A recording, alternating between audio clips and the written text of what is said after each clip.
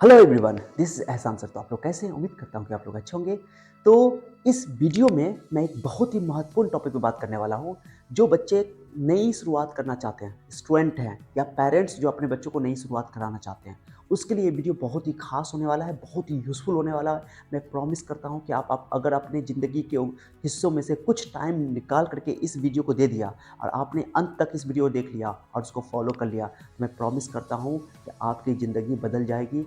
आप कामयाबी के उस बुलंदी तक पहुँच जाओगे जहाँ तक आपकी सोच है, ठीक है? बस इस वीडियो का पूरा वीडियो देखना आपसे रिक्वेस्ट है और जो-जो बातें बताई जाएँगी उसको फ़ॉलो करोगे तो गारंटी है कि आप कामयाबी के उस बुलंदी तक पहुँचोगे, ठीक है? तो इस वीडियो में मैं बात करने वाला हूँ कि आप कैसे स्टार्ट करें, हाउ टू स्टार्ट स्टडी, पढ़ाई को कैसे करें, पढ़ाई को स्टार्ट कैसे करें। इंपॉर्टेंट ये है, चाहे वो बच्चे 11th क्लास में इस बार जाने वाले हैं, चाहे वो बच्चे 12th क्लास में जाने वाले हैं, चाहे वो बच्चे 10th क्लास में जाने वाले हैं, चाहे वो किसी कॉम्पिटिशन की तैयारी करने वाले हैं, किसी भी तरीके की पढ़ाई से रिलेटेड आप स्टार्ट करना चाहते हो तो उसके लिए मैं टिप्स एंड ट्रिक इस वीडियो में बताऊंगा।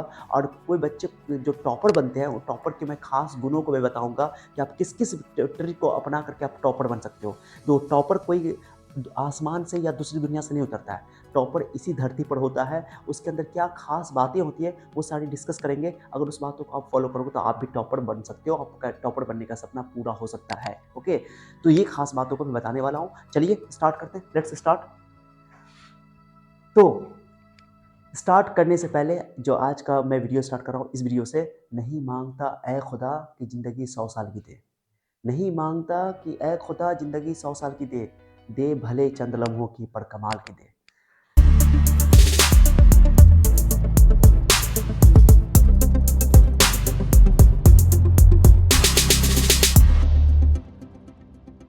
चलिए, तो मैं स्टार्ट कर रहा हूँ कि सर क्या चीज़ पे ध्यान दें।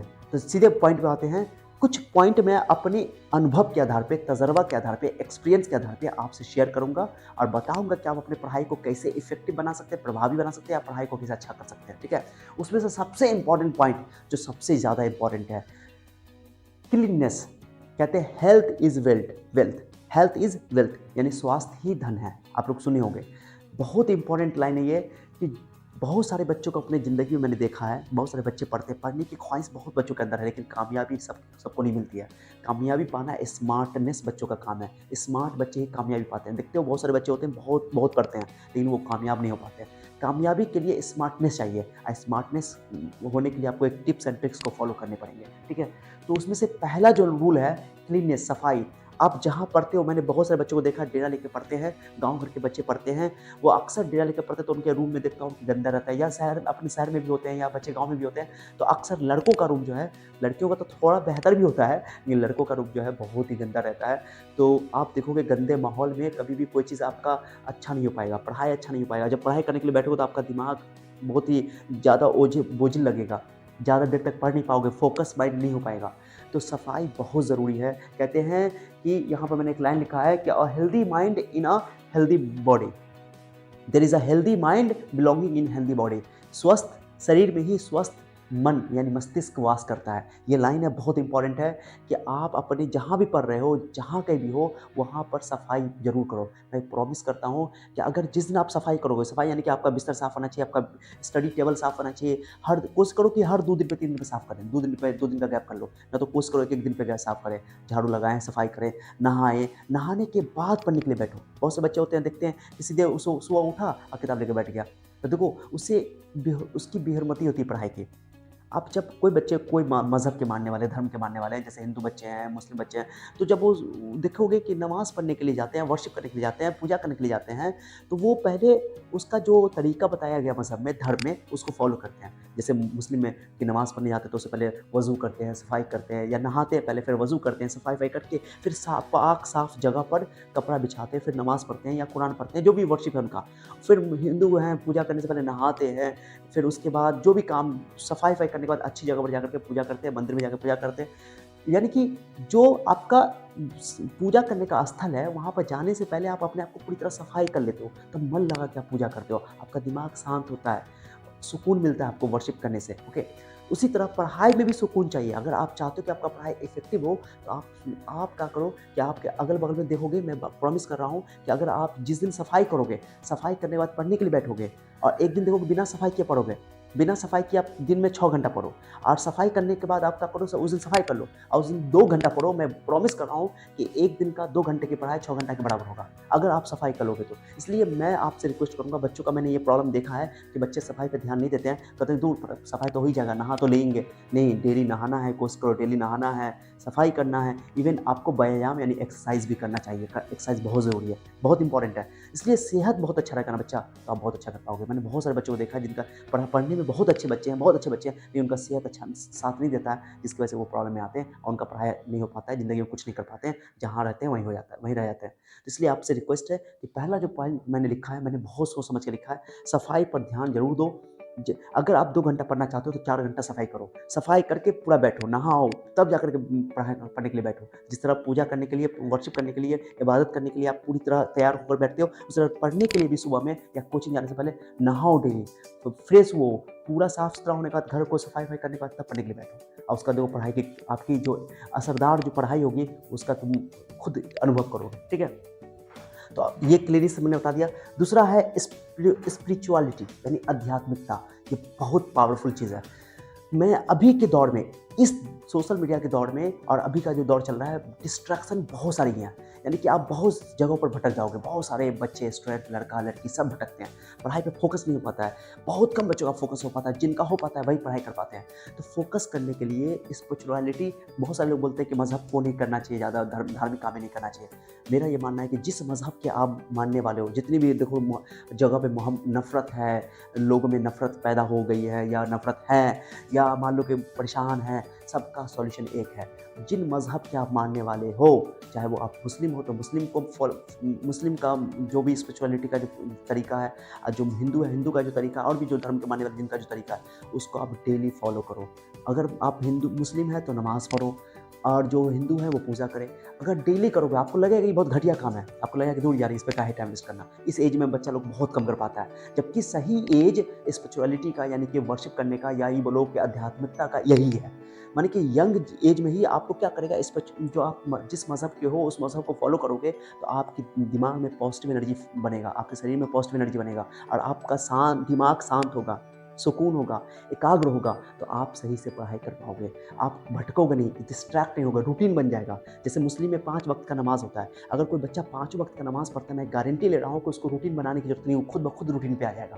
तो ये मैं इस बात को मानता हूँ कि अगर किसी बच्चे के अंदर स्पिरिचुअलिटी आ गया तो उसको कोई नहीं रोक सकता। दुनिया जहान की हर कामयाबी उसके कदमों में होगी। हाँ, बस जिस धर्म के आप मानने वाले हो उसी धर्म को फॉलो करो, ये बहुत इंपॉर्टेंट है।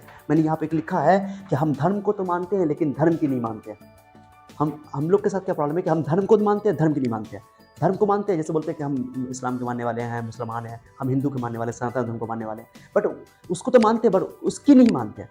तो जो धर्म सिखाता है उस पर चलने की ज़रूरत है। धर्म आपका क्या ही मैटर नहीं करता, बल्कि धर्म आपका जो है उसको आप फॉलो करते हो नहीं करते हो। जितना धर्म को फॉलो करोगे उतना कामयाब होगे। अब इतना भी धर्म के अंदर घुस जाओ कि भर दिन धर्म में रहो, आपको एकदम अजीब तरह से आपका दिमाग इधर हो जाए, आप अपना पढ़ाई को छोड़ दो, नहीं, आप अपने मज़हब को इतना फॉलो करो ताकि आपका रूटीन बन जाए। डेली अपना नमाज़ पढ़ो 5 वक्त का, डेली पूजा करो जिस टाइम में आपका टाइम मिलता है, रूटीन बना करके, जैसे मम्मी सब घर में करती हैं, औरतें करती हैं।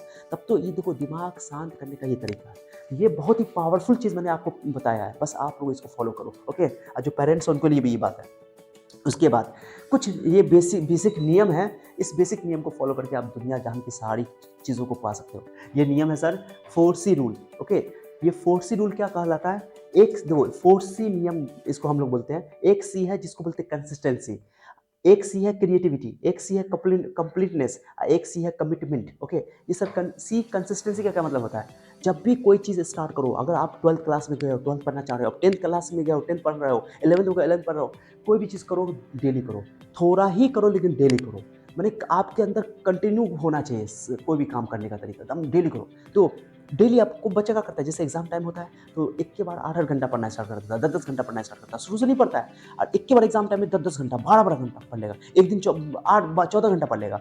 मेरा ये मानना है कि गारंटी मैं बोल रहा हूँ, दुनिया का सबसे बड़े से बड़ा एग्जाम, कोई दुनिया का एग्जाम टफ नहीं है, बड़े से बड़ा एग्जाम जिसको बोला जाता है, सो कॉल्ड बड़ा एग्जाम जो बोलते हैं, सब एग्जाम को आप एक एवरेज स्टडी के साथ कामयाब हो सकते हो। 6 घंटा 8 घंटा पढ़ करके आप डेली कामयाब हो सकते हो, बस शर्त है कि डेली पढ़ो। देखो मैं एक एग्जाम्पल देता हूँ, ओके। जैसे मैं मान लो कि आप जहाँ पर हो, मान लो कि वो मिट्टी है या पक्का है, वहाँ पे एक बाल्टी पानी डाल दो, ठीक है। एक बाल्टी पानी उछलने से आपको उस जगह पर, पक्का पर या मिट्टी पर कोई ज़्यादा असर नहीं पड़ेगा, उस पे छेद नहीं होगा, ज़्यादा असर नहीं होगा।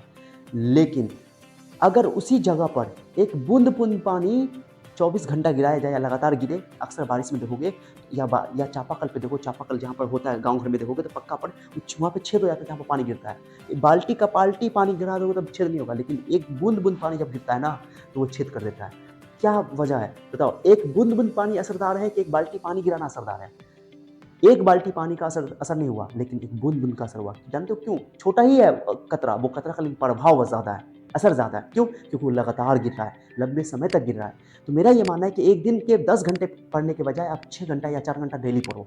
कोई भी ओकेज़न हो, कोई भी मौका हो, आप 4 घंटा या 6 घंटा, जो भी आपका डेली का रूटीन है, 6 घंटा, मिनिमम 6 घंटा आपको पढ़ना ही चाहिए सेल्फ स्टडी, क्लासेस का टाइम छोड़ करके। तो 6 घंटा आप डेली पढ़ो, कोई नहीं रोकेगा आपको, ओके? कोई नहीं रोक सकता आपको कामयाब होने से या टॉपर बनने से, ओके? ये सब वो काम है, ओके? चलो, तो ये हो गया कंसिस्टेंसी, लगातार काम करो। क्रिएटिविटी, सोचो कोई चीज़ को करने का, सोचो दूसरा तरीका। जैसे आपको कोई सवाल दिए सर, फिजिक्स में, केमिस्ट्री में, मैथ में या कोई चीज़ में पढ़ रहे हो, कोई भी सब्जेक्ट पढ़ रहे हो, उसमें दिए सवाल, तो आप उसको अपने तरीके से सोचने की कोशिश करो, नए तरीके से सोचो। देखो, क्रिएटिविटी ना एक बहुत पावरफुल चीज़ है। जैसे तुम लोग सुने होंगे कि आमिर खान को मिस्टर परफेक्शनिस्ट कहा जाता है, ओके, बॉलीवुड इंडस्ट्री में। वैसे मैं हीरो को ज़्यादा फॉलो नहीं करता हूँ, लेकिन चूँकि उनके बारे में थोड़ा सा बात आता है कि वो बहुत ज्ञानी है, तो उनको बता रहा हूँ कि मिस्टर परफेक्शनिस्ट कहा जाता है। क्यों कहा जाता है जानते हो? वो जो, जैसे तो आप लोग थ्री इडियट मूवी देखे होंगे, तो थ्री इडियट मूवी में वो जो पीके मूवी देखे होंगे, पीके में जो क्या होता है कि वो चप्पल पे लॉक करके रखता है, ओके? लॉक करके रखता है कि चप्पल चोरी ना हो, क्योंकि मंदिर मस्जिद से अक्सर चप्पल चोरी हो जाता है, तो लॉक करके चप्पल को रखता है, ओके? तो ये जो क्रिएटिविटी कैसे आया होगा दिमाग में? ये क्रिएटिविटी कैसे आया होगा? तो जो लोग शांत होते हैं कि चीज़ों को डिफरेंट तरीका, क्योंकि नया चीज़ दिया वो मूवी ने, और उस मूवी से फिर इतना मूवी चला, दुनिया का सारा लोग देखा उस मूवी को। सोचो कितना वो हिट मूवी रही। तो वो छोटा-छोटा जो ट्रिक है ना, वो कहाँ से आता है? कहाँ से आता है? वो ट्रिक आता है दिमाग से, आपके उपजेगा, लेकिन जब सोचोगे तब, शांत दिमाग से सोचोगे तब। तो क्रिएटिविटी मतलब कि एक ही चीज़ को करने का कई तरीका होता है, आप एक नया तरीका डेवलप कर रहे हो। तो क्रिएटिविटी करने का कोशिश करो। कोई सर डिफरेंट कुछ चीज़ याद करने के लिए सर दिए हैं, तो उसको अपने हिसाब से याद करो। किताब को पढ़ो, उस किताब को पढ़ो, एक किताब को 2-3 बार पढ़ो और सर के कंसेप्ट को समझो, चीज़ों को समझो और उसका एक नया चीज़ अपने हिसाब से लैंग्वेज लिखो, अपना आंसर लिखो, तो वो क्रिएटिविटी कहलाता है। अब क्रिएटिविटी जानते हो, एक अशांत दिमाग में कभी क्रिएटिविटी नहीं हो सकता है, रचनात्मकता कभी नहीं हो सकता है। एक रचनात्मकता, क्रिएटिविटी उसी दिमाग में होगा जो शांत होगा, अशांत में नहीं, शांत दिमाग में क्रिएटिविटी होता है। अब कोई बच्चा इधर भी ध्यान दे रहा है, उधर भी ध्यान दे रहा है, पढ़ने के टाइम मोबाइल यूज़ कर रहा है, वो यूज़ कर रहा है, वो यूज़ कर रहा है, वो कभी क्रिएटिव नहीं हो सकता है। क्रिएटिविटी शांत दिमाग में आता है। वही मैंने स्पिरिचुअलिटी जो बताया, जो बच्चे मज़हब को फॉलो करते हैं, अपने धर्म के काम को करते हैं, तो उनको ये पावर आ जाता है, ठीक है? चलो, सी सर कंप्लीटनेस, कोई काम की जिम्मेदारी लो कि नहीं, हम आज इस चैप्टर को पढ़ना है तो पढ़ना है, इस टॉपिक को खत्म करना है तो करना है, सर होमवर्क दिया, होमवर्क कंप्लीट करना है तो करना है। लेकिन अपने आप से कमिटमेंट पूरा करो, वायदा पूरा करो, प्रतिबद्धता बोलते हैं इसको। अगर आपने वादा किया है, ठाना है, तो ठान को इसको पूरा करो, कोई काम को अंजाम तक पहुंचाओ। इसके लिए जो मैंने एक शेर बोला है उसे बताऊंगा आगे, कि कंप्लीटनेस, कि अगर आपने कोई काम ठाना है कि नहीं मुझे नीट निकालना है तो निकालना है, जेई निकालना है तो निकालना है, अंत तक लगे रहो, चाहे हो ना हो। देखो, एग्ज़ाम निकलना ना निकलना मैटर नहीं करता है, लेकिन आप अपना 100% अगर दोगे ना, तो आपको इस बात का मलाल नहीं रहेगा कि सर हमने नहीं दिया, ओके? आप ज़रूर कामयाब होगे। उसका यूज़ वहाँ पर ना हुआ हो, लेकिन बाद में उसका फ़ायदा आपको नज़र ज़रूर आएगा। बस आपको मलाल नहीं रहेगा अगर आपने अपना 100% दिया तो। और कुछ कमी रह गई तो आपको अपने मलाल होगा कि आपने अपना मेहनत ही नहीं किया, बस यही है। तो कोई काम को ठानो तो कंप्लीट करके रखो, एकदम खत्म करो। उसके बाद है कमिटमेंट, कंप्लीटनेस, कमिटमेंट, वादा ठान लिया, एक तो खत्म करके रहो। ये कंप्लीटनेस का मतलब हुआ कि आप जो काम ठाने हो उसको कंप्लीट करके रहो। अब कमिटमेंट की जो चीज़ आपने सोचा है वो करो, ये दोनों मतलब सेम ही है। तो ये 4 सी नियम है, कंसिस्टेंसी, क्रिएटिविटी, कंप्लीटनेस और कमिटमेंट, ओके? इन दोनों शब्दों में थोड़ा सा अंतर है, लेकिन मैंने बताया कि जो काम को ठानो उसको खत्म करो, और कमिटमेंट जो चीज़ आपने अपने से वादा किया उसको पूरा करो, ये चीज़ है। या किसी से वादा किया है, कुछ वादा किया, वादा खिलाफी नहीं, वादा पूरा करना अच्छे बच्चों की पहचान है, अच्छे स्टूडेंट की पहचान है, अच्छे इंसान की पहचान है, ठीक है? चलो, उसका दूसरा नियम है MLT रूल। देखो, स्टडी को, ये पेरेंट्स भी सुनेंगे ये बात, स्टडी को इफ़ेक्टिव बनाने के लिए, स्टडी को बढ़िया बनाने के लिए बहुत बड़ी चीज़ है। दुनिया जहान में कोई भी इंसान कामयाब हुआ है, किसी भी चीज़ को में कामयाब हुई होने के लिए 3 चीज़ें उस पे खर्च होनी चाहिए। अगर आप दुनिया में किसी भी चीज़ पर 3 चीज़ें जितना ज़्यादा खर्च करोगे, उस चीज़ की अहमियत आपकी नज़र में, आपके नज़दीक बहुत ज़्यादा होगा, बहुत ज़्यादा होगा। अहमियत उसकी बढ़ जाएगी, महत्वपूर्णता उसकी बढ़ जाएगी, महत्वता बढ़ जाएगी, इंपॉर्टेंस बढ़ जाएगा। सर वो कौन 3 चीज़ है? एमएलटी रूल है, एमएलटी रूल। इस ये खर्च करना है, जितना ज़्यादा खर्च करो उतना ज़्यादा। मनी, जिस भी चीज़ में आपका खर्च होगा मनी, लेबर, टाइम। जैसे स्टडी है, स्टडी में बच्चे लोग क्या करते हैं कि जैसे देखो ध्यान सुनना इंपॉर्टेंट है, इसमें मैं मनी का मतलब समझाता हूँ, रुपया का मतलब समझाता हूँ। देखो एक कुछ बच्चे, एक पेरेंट्स अपने बच्चों को सरकारी स्कूल में पढ़ाते हैं, प्राइवेट में पढ़ाते हैं, तो एक ही पेरेंट्स के बच्चे कभी सरकारी में पढ़ते हैं, कभी प्राइवेट में पढ़ते हैं। अगर तो देखो सरकारी में वो उतना ध्यान नहीं देते हैं, गवर्नमेंट कॉलेज है, स्कूल है, तो सोचते हैं दूर फ्री में पढ़ता है बच्चा, जबकि फ्री में नहीं पढ़ा रहा है, उन्हीं के टैक्स से वो चल रहा है, ये तो उनकी समझ है। लेकिन बच्चा वहाँ पैसा नहीं देते, तो चलो बच्चा फ्री में पढ़ रहा है, तो वहाँ पर बच्चों पर ध्यान नहीं देते, वो बच्चों को कहते पढ़ाई कर लेगा, उतना पढ़ाई पर उनका ध्यान नहीं रहता है, जबकि बच्चों के करियर के लिए वो चिंतित होते हैं, लेकिन वो सोचते हैं हटाओ। यही सोच के बहुत सारे पेरेंट्स सोचते हैं कि हम सरकारी में ना पढ़ाएं, कि सरकारी में पैसा लगता नहीं है, फ्री में होता है, वहाँ पर ध्यान नहीं दिया जाता है। सरकारी के बच्चे देखोगे ऐसे बिना तैयारी के चले जाएंगे, बिना यूनिफॉर्म के चले जाएंगे, क्योंकि पैसा नहीं लगता है। लेकिन वही बच्चे का पैसा लगता है, भाई पेरेंट्स बच्चे पैसा खर्चा करते हैं प्राइवेट में, तो बच्चों पर ध्यान देते हैं, बार बार टीचर पेरेंट्स मीटिंग करते हैं, अब वो जाते हैं, पेरेंट्स मीटिंग होता है, और वो जाते हैं, बच्चों को भेजते हैं, तैयार करके भेजते हैं। तो ये पैसा का असर है, जहाँ भी पैसा लगता है ना उसकी अहमियत बढ़ जाती है।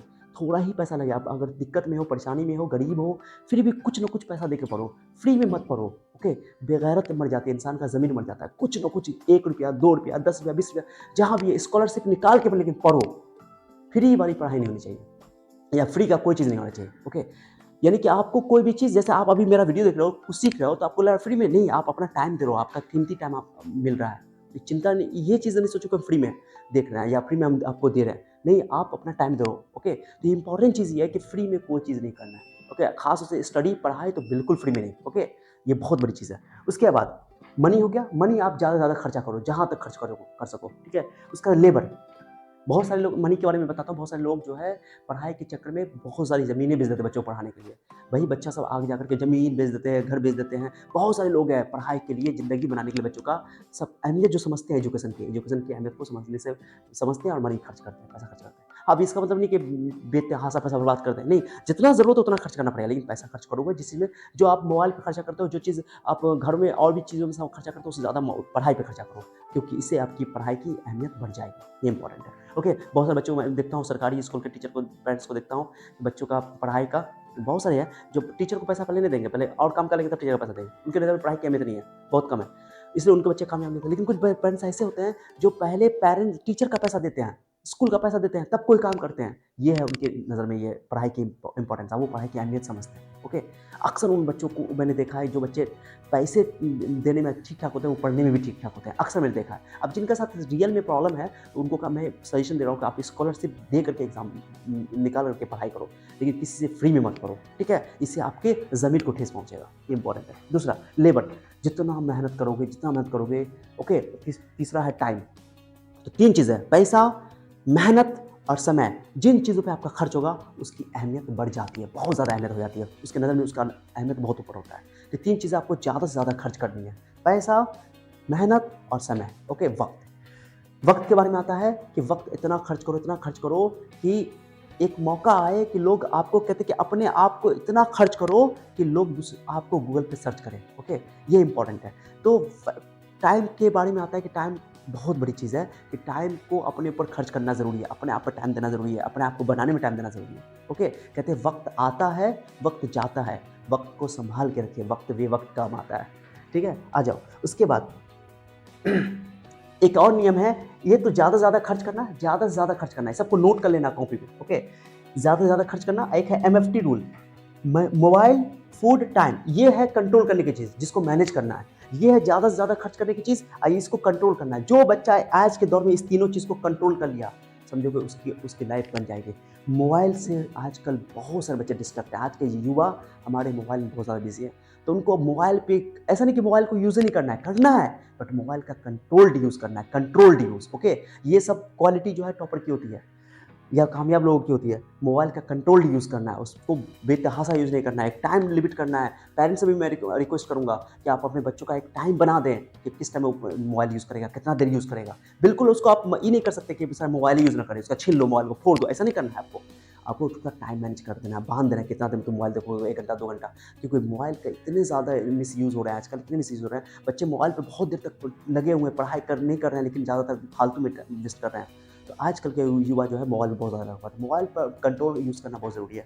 उसके बाद फूड, खाना, खाना बहुत बड़ी चीज़ है। कोई बच्चा का खाना नहीं खाता है, कोई बच्चा खाना बहुत खाता है, तो खाना बहुत मैटर करता है। अगर बहुत ज़्यादा खाना खा लोगे तो आपको नींद आएगी, आलस आएगी, बहुत सारे बच्चे शिकायत करते हैं। तो आप एक कंट्रोल वे में खाना खाओ, खाना का रूटीन बनाओ, टाइम बनाओ। अब फालतू चीज़ें, बाहर की चीज़ें, इधर-उधर की चीज़ें मत खाओ, क्योंकि इससे सेहत अफेक्ट होता है। तो फूड पे कंट्रोल होना चाहिए, टाइम पे कंट्रोल होना चाहिए, आप कहाँ-कहाँ टाइम लगा रहे हो। ये चीज़ है। तो ये 3 नियम है, एक 4C नियम, एक एमएलटी रूल, एक एमएफटी रूल।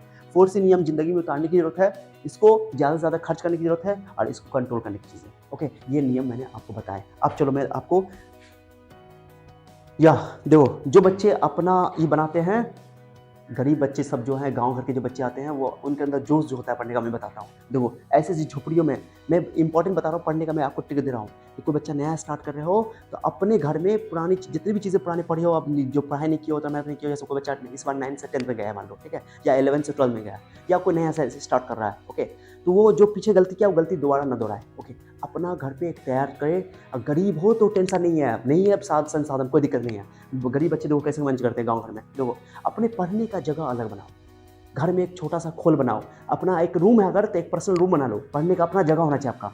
नहीं है तो आप अपने उसारे पे, यानी कि द्वार पर, ओके, द्वार पे एक छोटा सा घेर करके पर्दा से बना लो, या गांव में अपना आपका गाछी है, गाछी में कुछ बना लो। पढ़ने का आपका ऐसा व्यवस्था होना चाहिए। ये दो गरीब आदमी सब, जहाँ मैंने कहते हैं ना कि जो भी हम लोग जो जिस जगह से उठ के आए हैं, ओके, हम लोग बिहारी लोग हैं, तो बिहारी लोग को जुगाड़ू होते हैं, कहीं भी कुछ अपना व्यवस्था कर लेते हैं, ओके। तो एडजस्ट करने आना चाहिए आपको, बस खाली रोना नहीं, बस, ओके। ऊपर वाले ने बहुत कुछ दिया आपको, ठीक है। जितना संसाधन उसका यूज़ करो। दो गरीब आदमी का सब कैसे यूज़ करते हैं, बच्चे, गरीब बच्चे सबका ये मैंने फोटो लिया, कैसे इस्तेमाल करते थे। एक पढ़ने की जगह आपका अलग होना चाहिए, और वहाँ पे आपका सारी चीज़ होनी चाहिए, आपके क्लास का सारा बुक किताब सब होना चाहिए, ओके। ये सब चीज़ें। उसके बाद मैंने ये बताया बच्चों को, ओके। देखो न, ये मैं स्टार्टिंग के लिए, कि अगर आप नया स्टार्ट करना चाह रहे हो तो उनके लिए एक शेर है, न कर आसमां की हसरत ज़मीं की तलाश कर, न कर आसमां की हसरत ज़मीं की तलाश कर, सब कुछ है यही कहीं और ना तलाश कर, पूरी हो जाए हर आरज़ू तो क्या मज़ा है जीने का, अगर जीना तो एक हंसी वजह तलाश कर। वही लिखा हुआ है, ओके। चलिए, अब यहाँ पर मैं बताता हूँ आपको कि ये 7 आदतें हैं जो टॉपर्स की क्वालिटी होती हैं। 7 आदतें जो आपकी पढ़ाई को बहुत गजब कर देगा। जो बातें मैंने ऑलरेडी डिस्कस कर दी है, बस यहाँ पर आप एक बार देख लो। सर वो कौन आदतें हैं? जो बच्चे टॉपर होते हैं, जो बच्चे पढ़ते हैं, टॉपर की जो खास बातें हैं, वो लंबी मैराथन में नहीं पढ़ते हैं, वो शॉर्ट बस्ट में पढ़ते हैं, शॉर्ट टर्म में पढ़ते हैं। माने थोड़ा सा पढ़ाई करते हैं, लंबा पढ़ाई नहीं करते जैसे एक के बार 4 घंटा बैठ के पढ़ लिया, नहीं। 4 घंटा लगातार पढ़ने से, 5 घंटा लगातार पढ़ने से आपका फोकस जो माइंड है, यानी कोई टॉपिक पे फोकस नहीं हो पाता है, ओके, कंसंट्रेट नहीं हो पाता है। तो क्या करते हैं, पढ़ाई को तोड़ देते हैं। जब सेल्फ स्टडी करते हैं तो 2 घंटों में 1-1 घंटा, 1.5 घंटा का एक बना लेते हैं टर्म, एक इंटरवल बना लेते हैं कि इस टर्म में पढ़ेंगे, फिर 5-10 मिनट का गैप लेंगे, यानी 5-10 मिनट गैप में चलेंगे फिरेंगे, पानी पियेंगे, घूमेंगे थोड़ा सा, ओके। जिनको शौक है गाना सुनने कोई दिक्कत नहीं है। फिर उसके बाद पढ़ने के लिए बैठेंगे, फिर 1 घंटा 1.5 घंटा पढ़ेंगे, फिर मतलब कि छोटे-छोटे इंटरवल पे पढ़ेंगे। ये ज़्यादा इफेक्टिव पढ़ाई होता है, असरदार पढ़ाई होता है। ये टॉपर की क्वालिटी है, ठीक है। लंबा पढ़ाई नहीं पढ़ना है। लंबी पढ़ाई करने से आपका माइंड का फोकस होना मुश्किल हो जाता है, माइंड फोकस नहीं हो पाता है, ठीक है। ये उसके अलावा वे पढ़ाई के दौरान एक साथ कई काम नहीं करते हैं। अब कितने बच्चे होते हैं ना, पढ़ाई के दौरान पढ़ते भी रहते हैं, मोबाइल भी चलाते रहते हैं, पढ़ते रहते हैं, गाना भी सुनते रहते हैं, ओके, पढ़ते रहते हैं, कुछ और भी काम कर रहे हैं। तो ऐसा नहीं करना है। अब जब मोबाइल आप ऑन करके रखे रहोगे तो आपका कभी भाई दोस्त का मैसेज आ जाएगा, कभी कुछ आ जाएगा, नहीं। पढ़ने के दौरान, सेल्फ स्टडी के दौरान प्लीज मोबाइल यूज मत करना, कोई मतलब नहीं है। पढ़ाई करो तो पढ़ाई करो, एक समय में एक ही काम करो। खेल रहे हो तो खेलो, ओके, खा रहे हो तो खाओ। ये बहुत गजब बात बता रहा हूँ मैं तुमको, तभी आप कोई चीज को अच्छा से कर पाओगे। जो करना है मन लगा के करो, नहीं करना तो नहीं करो, खत्म, सीधी सी रूल है, ओके भैया। तो एक समय में एक काम, ओके। वे सब कुछ लिखते हैं, ओके। हर चीज को लिख लिख कर पढ़ो। लिख लिख करके पढ़ने का तरीका सबसे प्रभावी होता है। लिख लिख करके याद करना है। बहुत सारा बच्चा मुद्दे एग्जाम टाइम में रटता है, कोई चीज को याद करने के लिए रटता है। रटने की जरूरत नहीं पड़ेगी। अगर आप एक ही क्वेश्चन का आंसर को बार बार लिखोगे, 2-3 बार लिखोगे, 4 बार लिखोगे, क्यों बच्चे फेयर करने के चक्कर में वो ज्यादा लिखना पसंद नहीं करते हैं कि एक बार फेयर कर लिया हो गया। नहीं, फेयर नहीं होना चाहिए। फेयर के बदले में आपका कॉपी पर रफ होना चाहिए। जितना रफ करोगे, पेन चलाओगे, बहुत फायदा होता है, याद भी हो जाता है और आपका राइटिंग इंप्रूवमेंट भी होता है। आपको बहुत दिन तक याद रहती है, लिखी हुई चीजें बहुत दिन तक याद होती है। ये टॉपर की क्वालिटी है कि टॉपर जो होते हैं वो लिख लिख करके चीजों को याद करते हैं। वे बार बार खुद का परीक्षण करते हैं, अपने आप को एनालिसिस करते हैं, टेस्ट लेते हैं, अपने आप का टेस्ट करते हैं। अगर इंस्टीट्यूट में पढ़ रहे हो तो वहाँ टेस्ट होता है, तो टेस्ट में पार्टिसिपेट करो। इससे आपको आइडिया मिलेगा हम कितने पानी में। तो अपने आप का टेस्ट करो कि हम कितना आ रहा है, कितना आ रहा है। सुनो अपने आप को, देखो, कभी थिंकिंग करो, रिविजन करो हफ्ता में एक बार, बहुत जरूरी है, ठीक है। उसके अलावा वे टाल मटोल पर विजय पाते हैं। टाल मटोल नहीं करते, मैंने बोला ना टाल मटोल नहीं करते कि आज का काम, अरे आज छोड़ दो कल पढ़ेंगे, परसों पढ़ेंगे। जैसे ऑनलाइन में बच्चा अक्सर होता है, ऑनलाइन में जो कोर्स पढ़ता है बच्चा सोचता है आज तो नहीं क्लास, कल कर लेंगे कोई दिक्कत नहीं। लेकिन ऑफलाइन में ऐसा नहीं, तो ऑफलाइन में आपको क्लास डेली आना तो आना है, डेली पढ़ना है, तो टाल मटोल नहीं चलेगा। ई टॉपर की पहचान है, ठीक है। उसके बाद वे एकाग्रता व्यायाम करते हैं। एकाग्रता व्यायाम करते हैं मैंने वो हमेशा व्यायाम करते हैं। एक्सरसाइज बहुत जरूरी है, सिंपल एक्सरसाइज भी, रनिंग कर लो, कुछ खेल लो, 1 घंटा 2 घंटा का टाइम बना लो, सो डेली एक्सरसाइज करो। एक्सरसाइज बहुत जरूरी है। मैंने बोला ना कि एक स्वस्थ शरीर में ही स्वस्थ मस्तिष्क वास करता है। दिमाग स्वस्थ तभी होगा जब आपका शरीर स्वस्थ होगा। इंपॉर्टेंट है, ओके गाइस।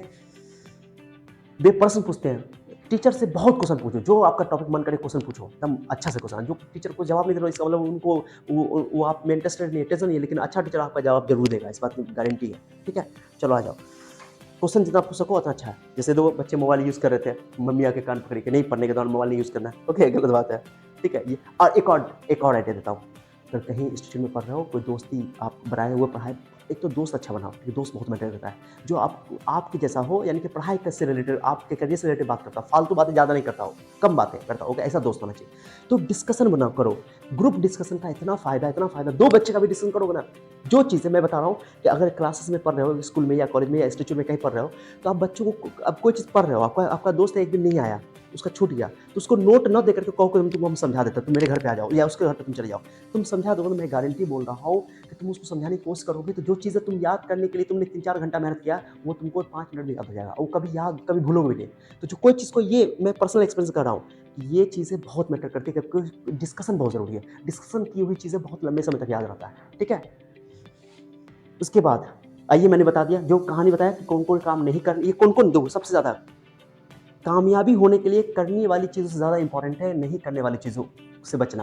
माने नहीं करने वाली चीज़ों के बारे में जानकारी मिल जाएगी, तो आप करने वाली चीज़ों पर अपने आप आ जाओगे, ओके। तो इंपॉर्टेंट चीज़ क्या है कि न करने वाली चीज़ों से बचना है, ओके। जो चीज़ें नहीं करनी है उसको नहीं करनी है, तो अपने आप तुम करने वाली चीज़ पर आ जाओगे वापस। तो ये सारी चीज़ें हैं जो मैंने लिखा। डोंट मेमोराइज द थ्योरी को रटना नहीं है, ओके। लिख के याद करना है। डोंट मेक मेनी फ्रेंड्स, बहुत ज़्यादा दोस्ती में यारी मत करो, okay. Don't waste more time on mobile पे ज़्यादा, ये सब बता दिया मैंने। Don't study a single subject from more teachers, एक ही सब्जेक्ट को बार बार कई सारे टीचर से मत पढ़ो।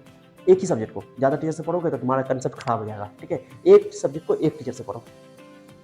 Don't join individual class for each subject. जैसे 11th क्लास में ये तो हम बच्चे साइंस पढ़ते हैं, तो कुछ जगहों पे होता है कि ये बच्चे अलग अलग सब्जेक्ट के लिए अलग टीचर जाकर पढ़ते हैं, अलग अलग, तो टाइम बर्बाद होता है, टाइम वेस्ट होता है बहुत ज़्यादा। टाइम का बहुत अहमियत है बाबू, टाइम बहुत अहमियत मायने रखता है। तो ऐसा जगह पढ़ो जहाँ पे सारा व्यवस्था एक ही जगह हो, इससे आपका समय बचेगा, ठीक है।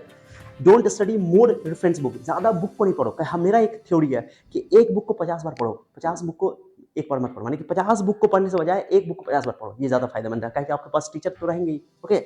उसका कौन कौन काम करना है वो यहाँ लिखा हुआ है कि एक अच्छा इंस्टीट्यूट में ज्वाइन करो, अच्छे टीचर होने चाहिए वहाँ पे, अच्छा माहौल होना चाहिए, ज़्यादा स्टूडेंट नहीं होने चाहिए, ज़्यादा स्टूडेंट होगा तो फिर वहाँ भी दिक्कत होता है। डाउट क्लास होना चाहिए वहाँ पे, टेस्ट एग्जाम होना चाहिए, सिलेबस कंप्लीट होना चाहिए, लगातार वहाँ जाओ क्लास करने। Slow study in the beginning, okay. शुरू में स्लो पढ़ो, शुरू में स्लो पढ़ो, लेकिन धीरे धीरे अपने आप स्पीड आपकी बढ़ जाएगी, ठीक है। Focus only on understand the concept को समझने की कोशिश करो, थ्योरी को रटना नहीं है, ओके। रिवीजन डेली करो, हमेशा करो, मैंने कहा हमेशा कंटिन्यू करो। Must join the test exam. उसके बाद make notebook for each subject separate, fair and rough. मैंने रफ कॉपी भी नोट बनाओ और रफ फेयर भी बनाओ, खूब बनाओ, अलग अलग सब्जेक्ट का। सेपरेट स्टडी प्लेस, अलग रूम में पढ़ाई करो, बता दिया पहले। Ask question as more as possible, जितना क्वेश्चन पॉसिबल हो पूछो टीचर से, ओके। डू ग्रुप डिस्कशन करो, okay. Take care of yourself, अपना ध्यान रखो, कि ध्यान रखने में कि नींद पूरा लेना है। टेक स्लीप प्रॉपर्ली, नींद पूरा लेना है। 7 घंटा से या 6 घंटा से कम नहीं कर सकते हो। जो आइंस्टाइन साहब थे ना, वो 11 घंटा सोते थे, ओके। तो ज़्यादा काबिल नहीं बनना, 7-8 घंटा सोना बहुत ज़रूरी है। नींद नहीं कि पता चला कि हम जोश के चक्कर में 5 घंटा सोना कर दिए, तबीयत खराब कर लिए। बहुत सारे लोग होते हैं बोलते कि वह जिंदगी भर तो सोवे करोगे, अभी कहाँ सो रहा है। नहीं, सोना जरूरी है, सेहत अच्छा रहेगा, काम अच्छा से कर पाओगे। Take exercise daily, take bath daily नहाओ, take meal timely, drink water more and more, पानी खूब पियो, जितना पानी पीना, क्योंकि अक्सर बच्चों में पानी की कमी हो जाती है, ओके। तो मैंने आई थिंक आपको सारी बातें बता दी, ओके। तो अब बताओ, ये सारी पॉइंट को नोट कर लेना, ओके। सारी पॉइंट को नोट कर लेना गाइस। एक शेर लास्ट में हम जा करके आपको शेर सुनाएंगे आपको, ओके। चलिए ये शेर सुनाऊंगा मैं, ओके।